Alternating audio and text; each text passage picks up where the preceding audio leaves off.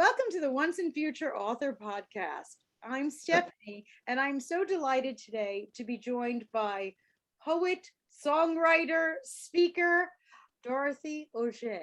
She is so multifaceted that I'm thrilled to have her and thrilled with that background with the music in there because I'm a musician myself. Thrilled to have you. Thanks for joining me. Oh, thank you for welcoming me. I'm looking forward to this conversation. Oh, I'm so thrilled to have you. And I have to ask first, I'm here recording this in New York. And where are you right now? I'm in Brussels, Belgium, so it's later in the day.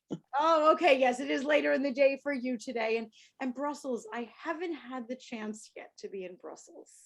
You should come. It's a city that feels like almost like a village. It's very small. It's only 1 million inhabitants. Mhm. So, and it's a capital city. So it feels like a capital city, but it feels small as well. So, Now, have you been in Brussels your whole life or have you been all over?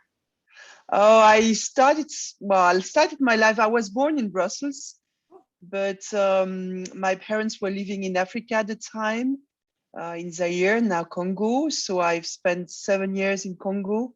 Then we came back around Brussels, and well, just the south of Brussels, in the periphery of Brussels. And I also spent a year in Belfast in Northern Ireland. Oh, And okay. then, yeah. And at some point, I thought maybe I need to get myself some roots somewhere. And so I decided to go to like Brussels, and have been there ever since. Fantastic. And I want to learn so much about you on so many levels. So we're going to start with songwriter and poet, but I have to admit, my favorite thing in your way you describe yourself is an artistic harvester. Mm. Can you tell me a little bit about being an artistic harvester? Because I am intrigued. Yeah, the artistic harvester is a person who will participate to a workshop or will be in a gathering, or also it could be in a coaching, and by just being receptive and listening to what is happening, sensing the energy, will kind of capture elements of that energy and elements of the wisdom, of the systemic wisdom that's there. So noticing the polarities or the potential conflicts, or the things that go together or don't go together, and then sort of reflect back with a poem in my case, but it could be with a song, or it could be with a piece of drawing, or and to reflect back at the end of the day or the workshop and say, this is what I captured, the essence of what I captured during the this session.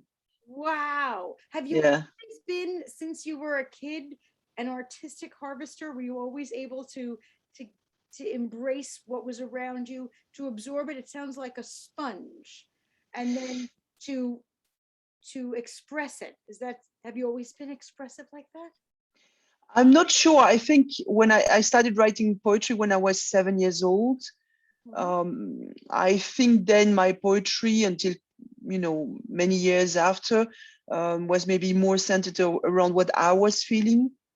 And maybe as I started studying, NLP and coaching and all these things, maybe then I started um, paying more attention, or at least I think I was already paying attention because I have a lot of empathy, and I'm oriented towards the others. So I think I will always be paying attention. But it's only with my studies or with coaching myself and with learning and developing my skills that I started at least doing that intentionally, or more and more intentionally. Yeah. I never thought about it until you said it right now about writing poetry that is expressing yourself and how what you're describing is not about you. Not just about me. Yeah. Yeah. Yeah. Right. Nobody has ever expressed that so eloquently, that division. People will say to me sometimes, I don't know what to write about, or I'll read poetry and realize it is all about the poet and their experiences. But you actually have a delineation there, and that's so clear. Yeah. Yeah. Yeah. I think sometimes like when we are teenagers and we write these sad black poems or angry poems, it's part of our self-expression, and that's very important. But very often in a poem there's an element of universal truth. Right. There's a shared experience, something that we all experience at some point. But then there's also what is resonating, what is in the universe, or what is in the other people that I can resonate with, that can create a bridge with. And that's when poetry becomes, I find, something really interesting. It takes a bit of the collective intelligence, or it becomes more universal, more spiritual, maybe, I don't know. But yeah, I can see a distinction between those two. Oh, and you explain it so well too. And now that you're saying that, I have read poems by people who are older than teenagers, but it is still very much their experience.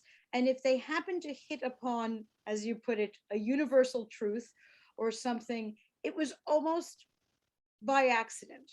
And I, as the reader, might hear or experience a poem and hear myself in there and say, oh, yes, yes, I've been there, I've experienced it. But what you're describing is so much more than that randomness that happens. Yes. How do you get started with that? Because as you're describing it, I so want to, not just try that myself, but I'm Yes. hoping that other people will hear this and say, how do I do that on a deliberate manner? There is, I guess it would start with an intention, which would be the intention to be receptive, not only to what you are experiencing, but what's, you might intuit from your environment. There is, or what metaphors could come into play, because when you work with metaphors, you work already more with universal truths or things that are more shareable. I would also, there's like a technique I use in poetry workshop, which is to actually start a conversation with people who are participating, and to have even ask questions that go into opposite direction. And so everyone share a little bit of their personal journey or how they relate to that topic. It could be invisible disabilities, one of the workshop I gave recently, which was really powerful. And it's, we share a little bit about that. And then we actually take the time to sit in silence with everything that we've heard from the others and see what resonates, what comes up from that moment of silence and from that conversation. And I noticed that new things come up, and sometimes, and then we write, and sometimes those new things are picked up, or the way they are organized, or someone will use words that somebody else has expressed in the conversation. And so they will pick on that, and they will, sort of reflect and feed that back in the poem, which is wonderful. What you are describing is so incredibly different than poetry workshop that I have experienced. Generally, people would show up with whatever they have been working on their own, stand up, do a reading, and others might offer suggestions, reflections, etc., and so forth. But there was no collective mind. There was no sharing on a topic. I've never heard of what you're describing, and I want to sign up. I mean, that's what I'm hearing, because it's like night and day. It's, yes, it's the difference between me showing up with something I worked on in my, lonely little room here versus this, other expansion, actually. Yes, expansion. What other topics have you been running these on? And tell me a little bit more about it. I am so intrigued. I have the previous one was about weird. I am weird.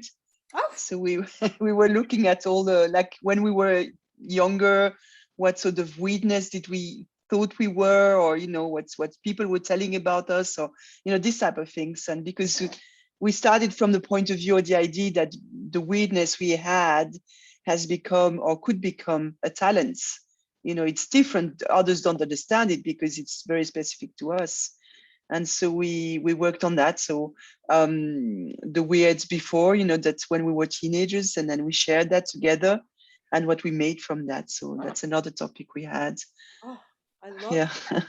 And what you said was invisible disabilities? Mhm. Oh. Yeah, so so I had, well, it was I had visible and invisible, but in this case most of the participants had more invisible disabilities, and some didn't, so it was a mixture. And the idea was really to sort of examine the difficulties of having a disability, especially when it's something that people don't see, and so they don't understand that you might get exhausted, so that you might have different needs or different ways of managing your energy, and to really share our experience. I was co-facilitating that with DJ Durante, who is a specialist in disability, a disability navigator. So she also provided a lot of useful insights into how we can care and how we can be inclusive, how we can create a safe space for everyone. And yeah, so that was a beautiful experience. Oh my gosh. Now you work in workshop. Do you also work individually with poets? Yes. Now, how I it's different than what this workshop sounds like. How does that work with one poet? well, it depends. There are different levels, but one person, for instance, one director wanted some help writing poems to express or to transform the worst day of his life, basically. So we looked at looking at childhood trauma, and to sort of transform that into poetry. So that's one of the work I did. It's also coaching, like giving some feedback on poems, Mhm. which I enjoy doing as well, and I seem to be okay doing that as well. So to give good pointers, not to change, but to really make it better and enhance, Mhm. or at least to give them a chance to test their voice and Yes. expand what they can do, or what they're saying. And I always like to bring hope and positivity and resourcefulness, and light in the poems. Yeah. Oh, So fantastic. And I'm certainly hoping that all of this is available online, not just in Brussels. now it's available online for sure. I mean, it's maybe more available online than in Brussels, really. But Because it all sounds so good and we all want to sign up. And yeah, getting to Brussels might be a little rough. Now, this is your poetry. Now, certainly, you are a songwriter as well, and to me, songwriting is poetry plus music. But mhm. tell me about your music and your songs. All right. So songwriting is fairly new to me, although I think I've always written songs in a way, because I remember a teacher of mine who said, well, your poems sound like songs. So I didn't know what it was then, but I sort of kept that in mind. Hmm. So I'm working with someone else who is a really talented composer and arranger, guitar player, who is self-taught. Wow. And so, yeah, we produce pop folk kind of music, with some jazz, with some African rhythms in there, and of course the lyrics are also, based on personal experience, but really bringing some elements of the collective or personal development or the spiritual. So there's always a story to the song as well. Now, Yeah. were you an instrumentalist or a musician in any way before this new venture? No, I started learning to sing several years ago, and it's an amazing experience because it's really aligning myself and my voice, opening all the space for my voice as well. So, and it really was a hard, tough journey. I had to work a lot on this because I didn't have a voice and it was completely closed. And now it's starting to sound like something when I'm singing, which is a great a great reward for all the work put in. And I guess I learned the ukulele that you see. And so with learning the songs and a little bit of the ukulele, I started learning the music a bit more. So I'm also self-taught in music. Mhm. And except that I know more of the classical aspects than he does, so it's a different kind of learning. He's from experience, he's from trying to figure out how to do it. And so we use guitars and piano. I started learning the piano a couple of weeks ago, Oh, so this okay. is my new challenge. How is that? Um, Not too bad, actually. It's long, it's difficult, it's frustrating, but it gives me a lot of relaxation as well. I love to be behind the keys and trying to figure out and focusing completely on what I need to achieve, or just playing, random stuff. And I could spend hours there just playing randomly, and I'm fully focused on that. So I have no other thoughts than the music at that moment. So that's wonderful. Oh, I'm glad you're doing the piano. And one of the things about the piano, I will say and plug for the piano, is that as compared to say the guitar or the ukulele or anything, um, what you see is what you get. If you want to hit a note, it's right there. Like it's not, you don't, there's no combinations or fingers or any, no, it's right in front of you. And the other little plug I'll give for piano, because I played the piano and all those other ones, you and I have are Yeah, resonant we. the same, the same string here. It doesn't hurt your fingers. Like the guitar, I'm sure, and the ukulele, are your fingers just a complete mess? Oh, it's not so bad for the ukulele, actually. So I think the ukulele is a really nice instrument to start with, Right, right. The guitar. especially if you want to go to the guitar. The guitar is hard, but I noticed, because I learned a little bit the guitar before the ukulele, but because I knew the ukulele, my fingers somehow magically adapted themselves to the guitar, You got which, calluses on your fingers. That's what you need. You end up yeah. with fingertips. The piano does not hurt.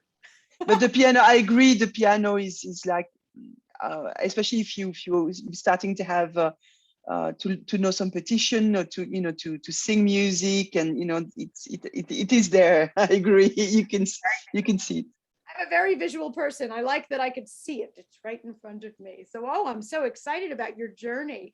Now, I told you I loved on your website, and we do want all of our viewers and listeners to please go visit your website at Dorothy Oger, Oger. So Dorothy Oger.eu.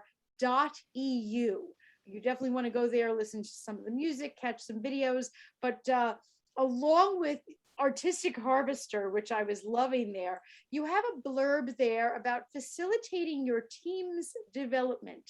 And I just want to hear, what kinds of teams are you working with and what are you doing? This is so Mm.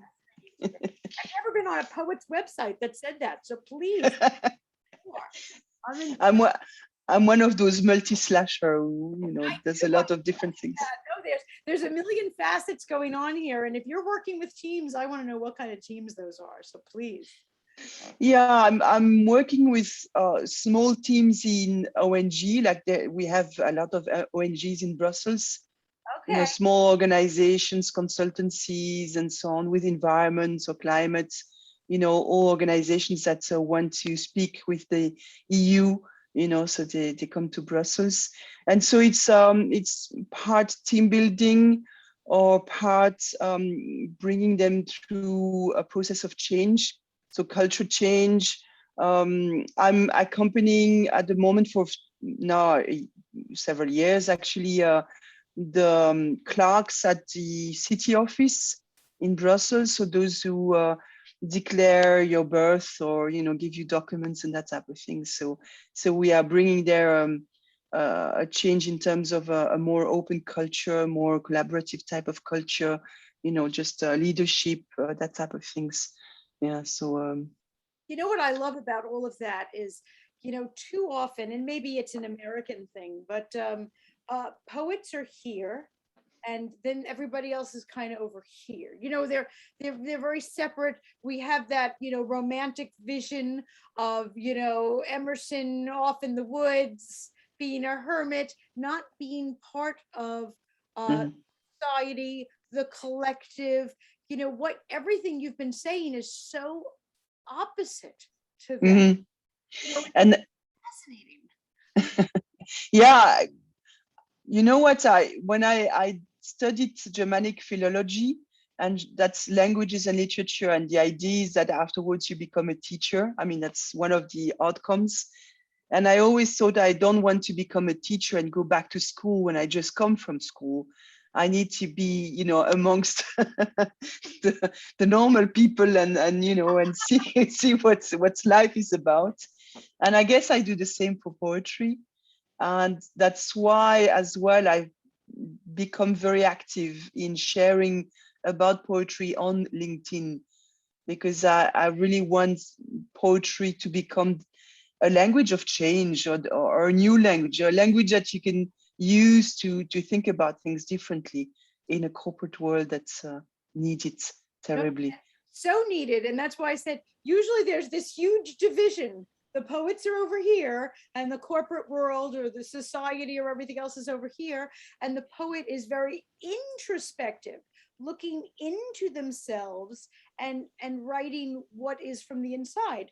And while that's fascinating and it's a nice character study of that person, what you're describing is much more about all of us and how poetry can move us forward. Mm. Yeah, well, as you were saying that, I was thinking, well, yes, I am also introspective within the world because I'm a part of the world. Mm-hmm. And that's also, there's the introspection of me, my system, but there's the introspection of the biggest system in the community in which I am, or, Right. the group of people I'm working with, or the whole world, or the nature as well. You can also work from that perspective. And I don't know what I was going to say afterwards. That was that. Oh well, it's Well, I'm gone. sure that you have many times, because you are so expressive, that your poems are about you, and that's you know certainly what you should be doing. All of our art should have a facet that is uniquely ours, but it's this shared experience Mm, and this writing that is reflective of what is out there, or as you said, harvesting the yeah. artistry that is out there, which is just so unique to what you bring to the art itself, that I had not heard anyone speak of, and I speak to Thank you. a lot. Oh wow. So tell me a little bit about future plans. What's on Mm. your horizon? Maybe what's on your horizon for anything being released, new workshops, etc., in the next 6 months to a year, but also beyond that. What would you like to be doing with all of it? Well, that's a vast question. It's a vast question. So we'll start with the 5 year, the 5 month plan. What's coming up for you? In the upcoming months. What's new on the horizon? In the next 6 months, and then we could talk about the vast universe. I am looking forward to my first poem being it is published by Red Penguin Books, Yes, it is. in the Leaves Absolutely. collection. So I love that. I was. Yeah.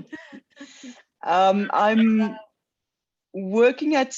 I want to convince editors in Belgium, French speaking, to publish a story in haiku about a pigeon who lives in Brussels, and he has all kinds of stories happening to him. And he's a friend with a homeless guy and a dog, and it's I think 204 haikus. Oh, wow. Yeah, so it's a whole story. It's really beautiful. And there's some drawing of made in Chinese ink by Blaise Deron, so a colleague friend of mine who's more in the visual harvester. Yes, yes. Oh, So that's one of the projects. visual harvester. I love that. Well, this is like quite the project. What is your time frame when you're hoping this will be available for us to enjoy? Well, you know how it works in publishing. I still have people to contact, so of course they cannot reply if they haven't received the information yet. there's that. And maybe this will be the impetus to say, we got to get a time frame on this.